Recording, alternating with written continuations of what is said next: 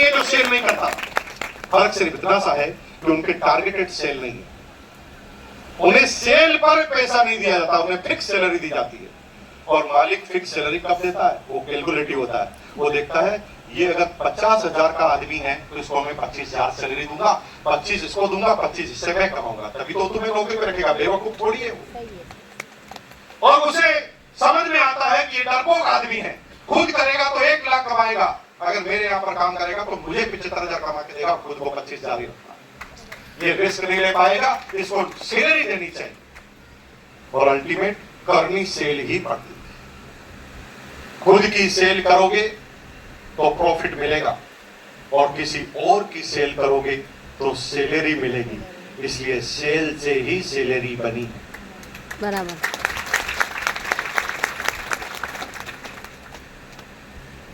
पहली बात सुनकर मैं हिल गया, लेकिन दूसरी बात पे दोनों फ्लैट, एकदम फ्लैट।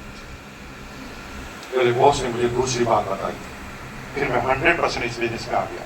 ये दूसरी बात मेरे बॉस ने मुझे इसलिए बताई क्योंकि मैंने उनसे पूछी। सबको करना जरूरी? बोलो बताओ बताओ, अरे बताओ मेरे भाई बताओ। बताता हूं। दूसरी बात बोली, पूरी दुनिया में अमीर बनने का एक तरीका बना है, दूसरा बना ही नहीं। पूरी दुनिया में अमीर बनने का तरीका ही एक बना है, दूसरा बना ही नहीं है। और दुनिया की कोई एमबी के क्लासेस से नहीं सिखाएगी। मुकेश कोठारी आज बताएगा। तैयार है आप लोग? अमीर बनने का एक ही तरीका बना है, दूसरा बना ही नहीं। वो एक तरीका क्या है? हम जब काम बंद करते हैं तो हमारा काम बंद हो जाता है, हम जब काम चालू करते हैं तो हमारा काम चालू होता है। लेकिन अमीर व्यक्ति के साथ ऐसा नहीं होता।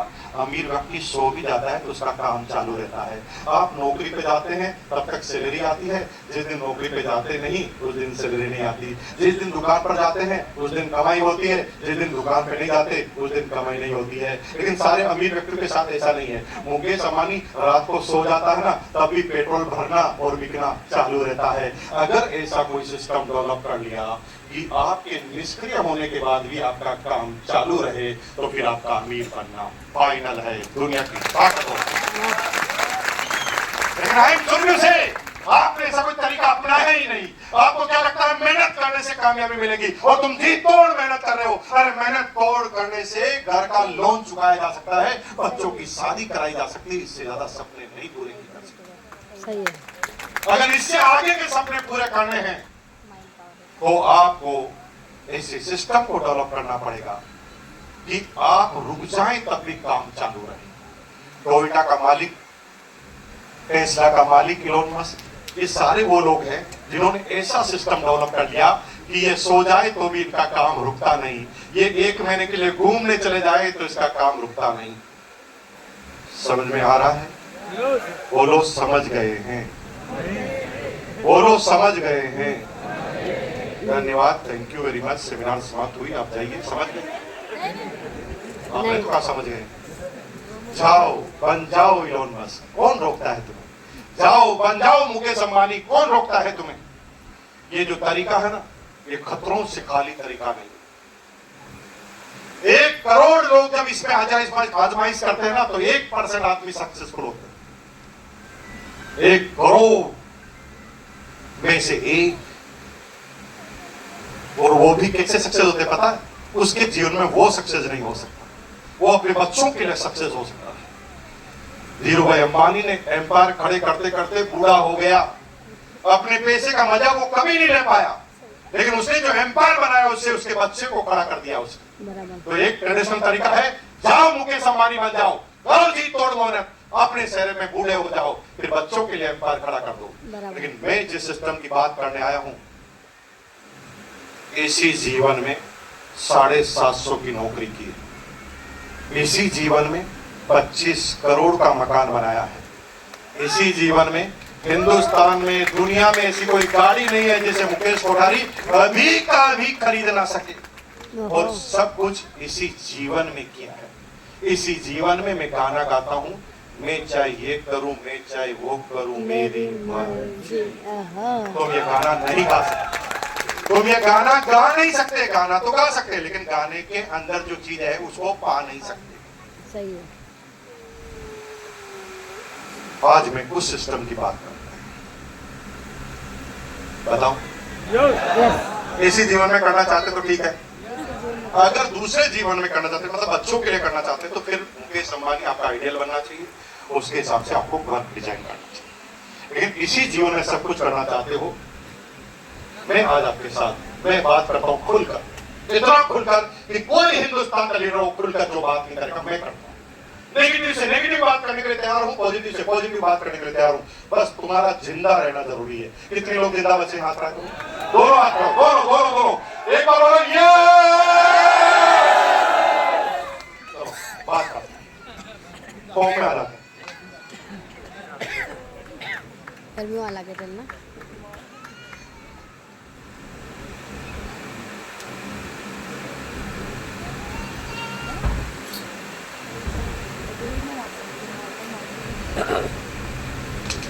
हेलो,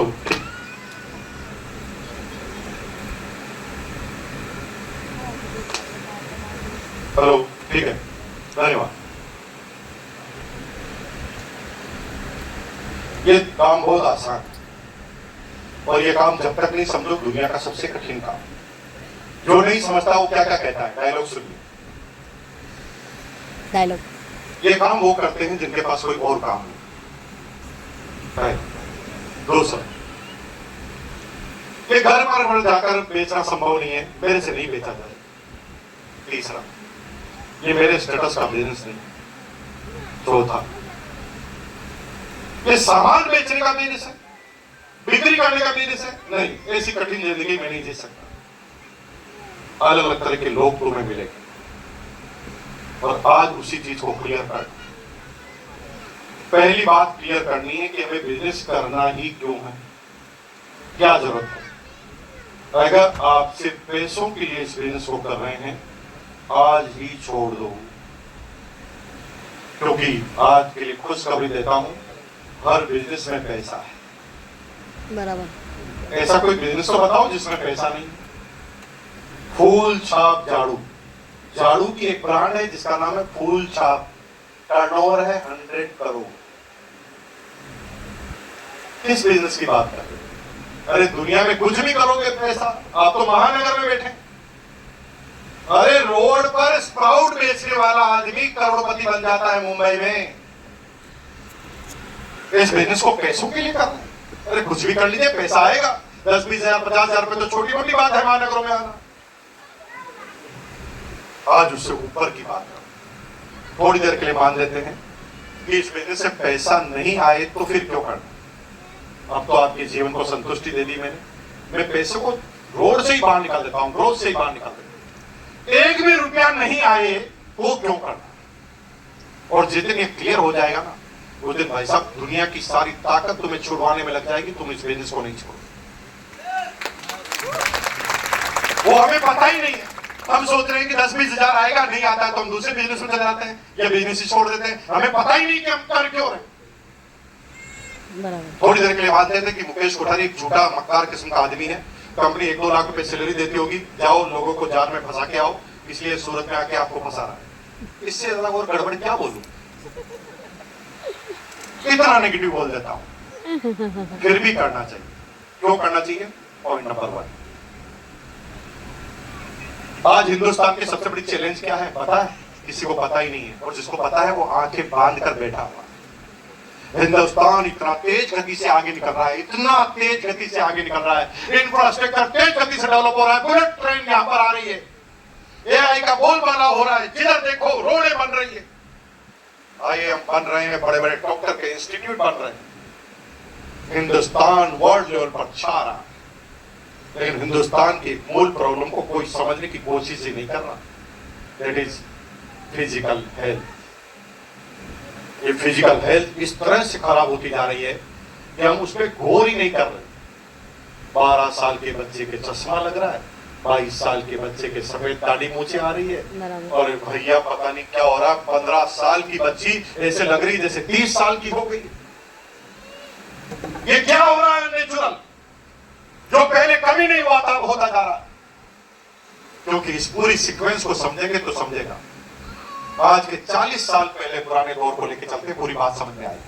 आज के 40 साल पहले गांव के लोग स्वस्थ हुआ करते थे, सिटी के लोग बीमार हुआ करते थे। सही है। सिटी में औद्योगिक क्रांति चल रही थी, पॉल्यूशन था, बड़े बड़े रूल्स नहीं थे, सारे इंडस्ट्रियलिस्ट अपनी रेट को कंट्रोल करने के लिए पॉल्यूशन पर ध्यान नहीं दे रहे थे। पीने का पानी खराब, हवा खराब, सिटी में सब कुछ खराब, गांव में सब कुछ शुद्ध।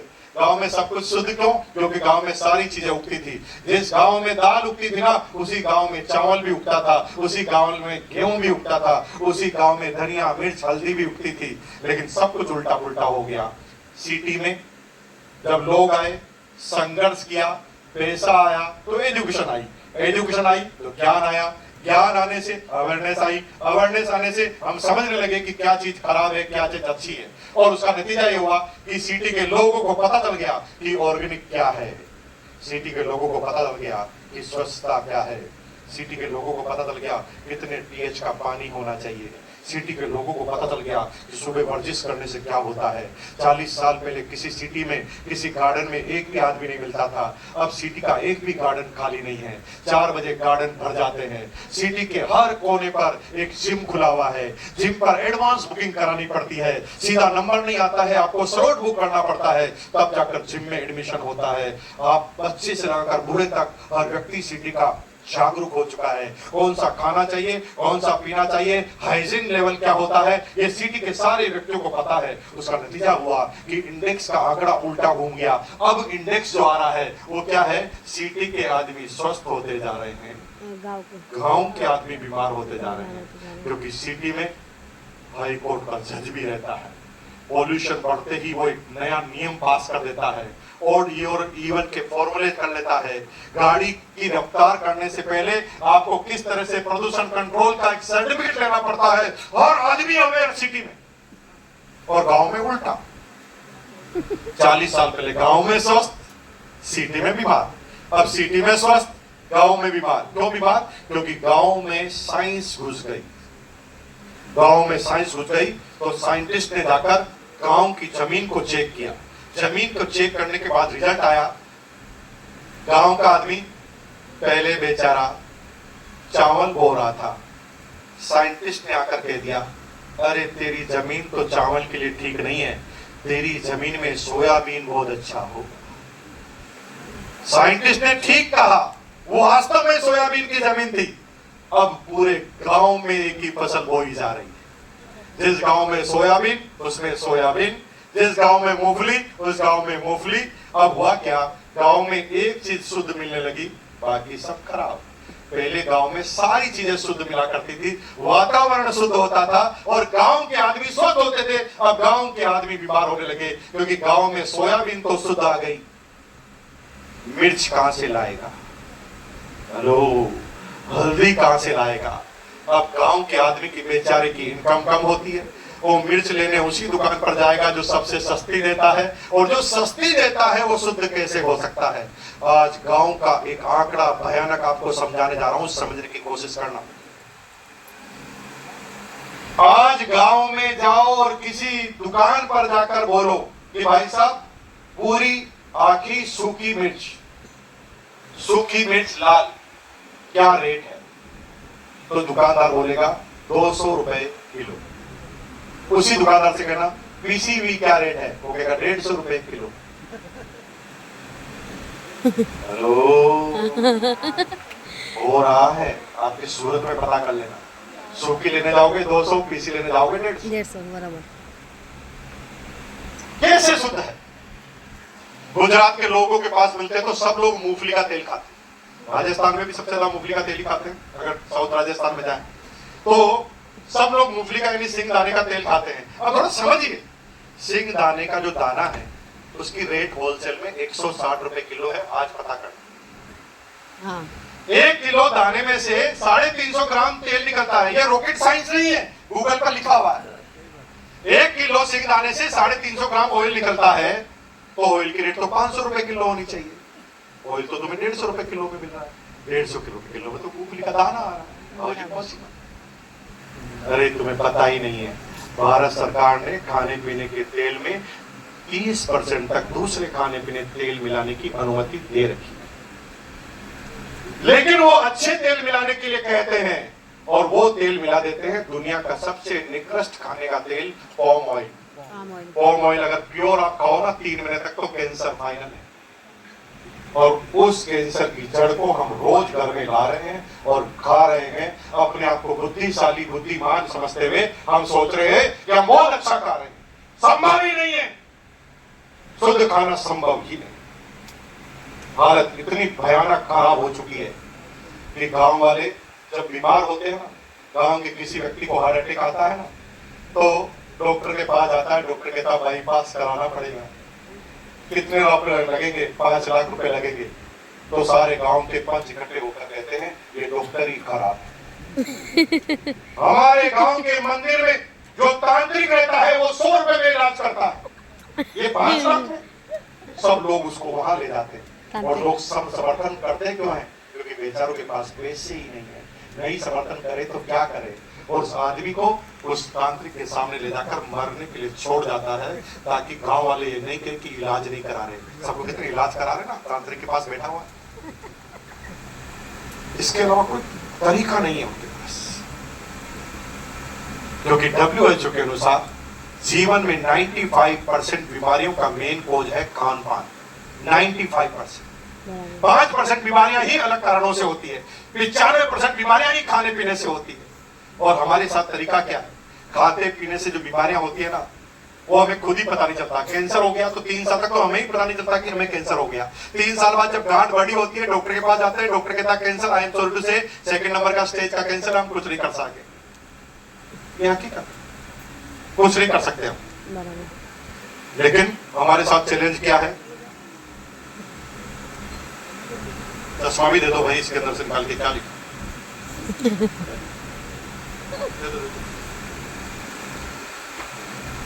इतनी खास बात के बीच में अगर इनको ये बात याद आई है तो जरूर खास ही होगी। पढ़ लेता हूं।